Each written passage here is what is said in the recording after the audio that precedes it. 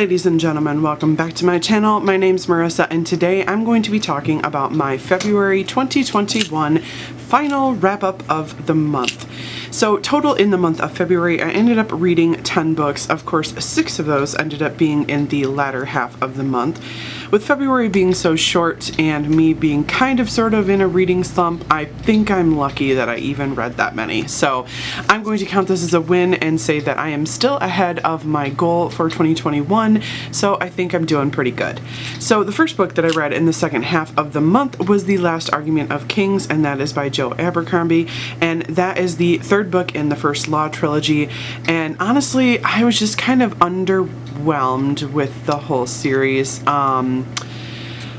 I don't know, I really thought it was going to be different. I thought the plot was going to be a lot stronger. I mean, really, it was more about the characters, and while some of the characters were great, well, most of the characters were great, it's just that it just moved way too slowly for me, so I didn't really fully enjoy it. I mean, it's a solid middle of the road book for me, which, you know, is not bad, but it's not great either. So the next book that I ended up reading was The Kingmaker's Daughter, and that is by Phillipa Gregory. So this one is a historical fiction, and this is actually about the Earl of Warwick, or the Kingmaker, and his daughter.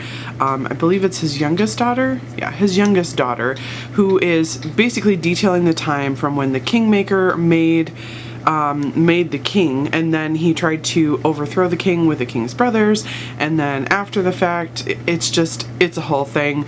I did really enjoy it, although I don't know, I didn't really enjoy seeing it from her point of view, because some of my favorite characters, which would be the king and his wife Elizabeth, who they call the White Queen, I really enjoy them and I like them as characters, so seeing it from another person's point of view where my favorite characters are the bad guys in that story, I don't know, it just kind of threw me off.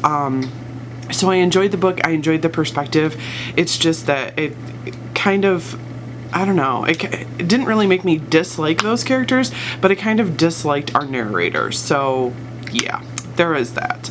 But overall it was a pretty solid 4-star book.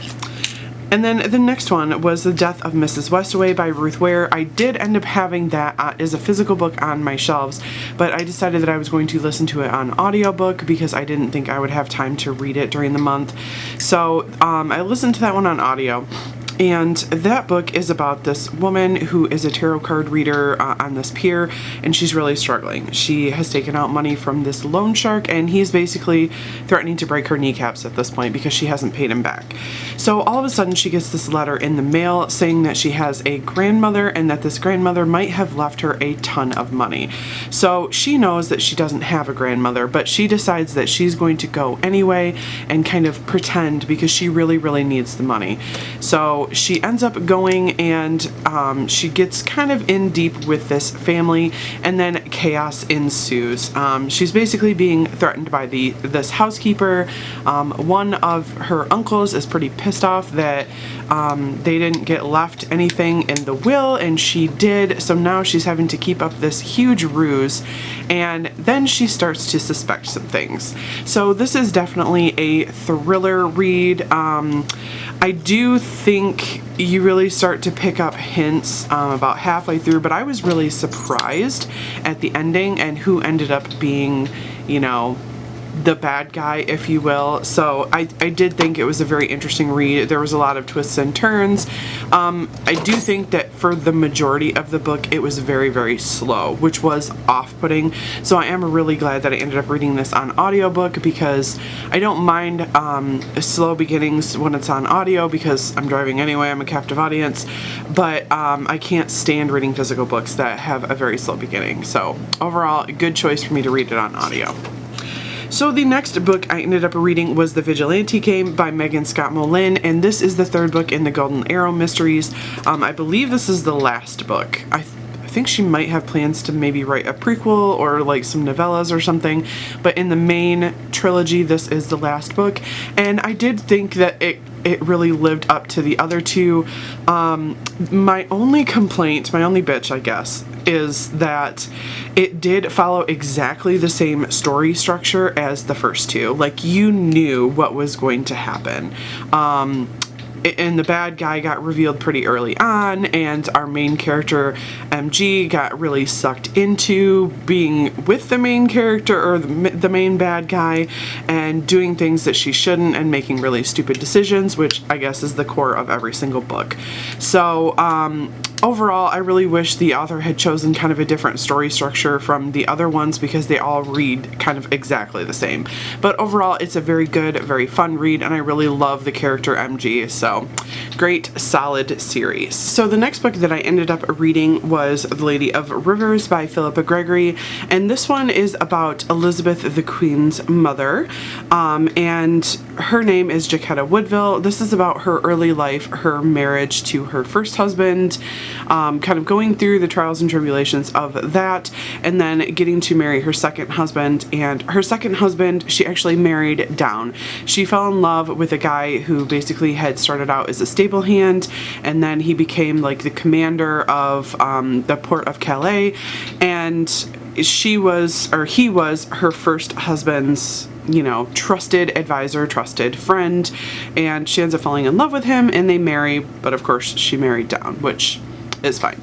But the whole thing kind of centers on Jaquetta Woodville and her early life. I mean, she gave birth to like 13 children, but it's all very fast paced. I mean, it goes from her life as a child up until her daughter actually marries the King of England. So it was a very fast paced story. It was very interesting. I mean, it's a story that I kind of knew a little bit. I think Jaquetta Woodville, I mean, she's very prominent in the Phillipa Gregory's The White Queen series, obviously being the Queen's mother, and it was really interesting to read about her early life and not kind of be dragged into the drudgeries of it. I mean, it was just like, I don't know, it wasn't overly descriptive. It was just like, okay, she had umpteen children, let's move on from here, let's get into the good parts. So I really did enjoy seeing it from her point of view. I also like how, if you've never read Phillipa Gregory's series, is that Elizabeth and Jaquetta actually are descended from the goddess Melusina, and which is like a water goddess, and so they do have some kinds of magical powers, which Phillipa Gregory does integrate very well into her series. It's very believable. It's kind of like you know, modern day paganism, which I really enjoyed reading about, and it's not like an overt fantasy in your face. So I really liked it, and I don't know, I just overall I like the family. So that is about all I have to say about that one. And then finally, the last book that I ended up reading, and I'm sorry, I have to apologize before I even start talking about it. I just put out a video stating that this was on my March TBR, and I lied. I lied so hard, because literally the day that I filmed that video, I started reading this book, and then I finished it before February was over, which was crazy and unexpected. But this is A Court of Silver Flames by Sarah J. Maas. It was one of my most anticipated books of 2021, and I received it in the mail and couldn't wait to start reading it. So I devoured it in like 3 or 4 days. So yeah, it was really good. The one thing I do have to say is it was about Nesta, which is Farah's sister. And it was more about the relationships and the smutty storyline of it than it was about the actual storyline, because this book is set, of course, at the end of the previous war that they had, but one of the bad queens is still you know, at large, and she's out there and she's causing trouble, and she's got this magical item that basically can control people's minds, and most of the story was them talking about her behind the scenes doing bad things while doing absolutely nothing about it. And honestly, if I didn't enjoy the characters and the romance of this so much, that would have bothered me a great deal. But honestly, I don't really read it for that storyline, so I don't really care. But I'm sure that a lot of other people are probably going to care, because in the first few books, I do think that the storyline and the plot was a lot stronger.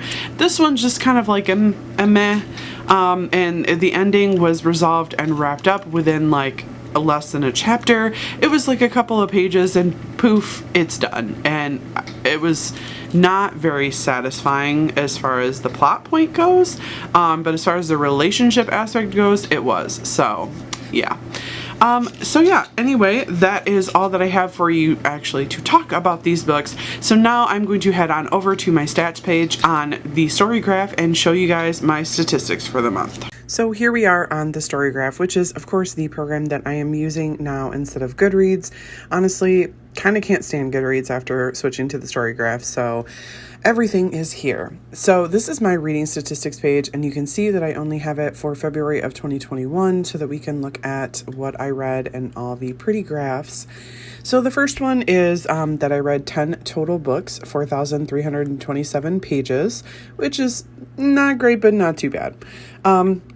So the majority of the books I read were mysterious, dark, adventurous, emotional, and then informative and reflective were kind of on the back end here. Now, these are obviously very subjective to the reader, and they are based on my ratings when I actually finished the book and rated it.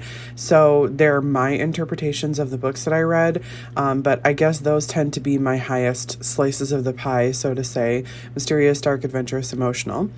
And then as far as the pace, of course, the majority was fast-paced, and then medium and slow were kind of tied for second there, which I really do enjoy a fast-paced book or a medium-paced book.